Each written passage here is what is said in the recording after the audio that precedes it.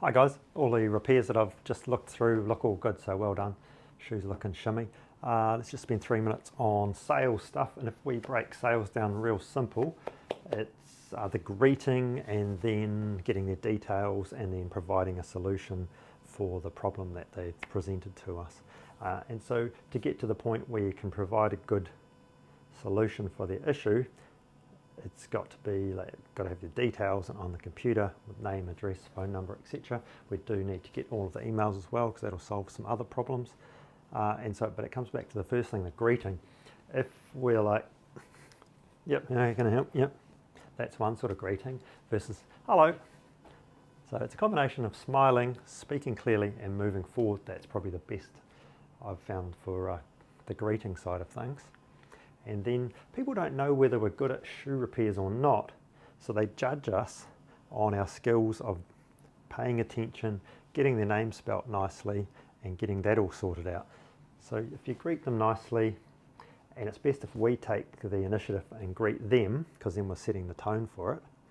And ideally, don't ask them how they're doing unless you actually care and are going to listen and provide value to them.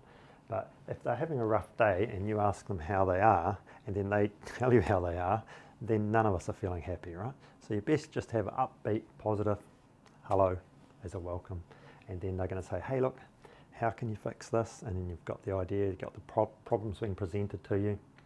And then getting their name, phone number, and email, that process and the way we go about it nice and tidily and clearly gets into their brain that we know what we're talking about with the shoes. Then when we present a clear solution to the issue, and by clear, a price that's been worked out correctly, and a time frame, etc., then that's all of their questions pretty much answered. Where it goes astray is when we start talking to them too much without getting on the computer, and then we're saying things like, oh, it's not worth fixing, it'd be cheaper to buy new ones. The problem with that sort of sentence is you've got two variables, an X and a Y. A, we don't know what it costs yet to fix them, and B, we do not know what it costs to replace them. So it's a nonsensical sort of thing to say.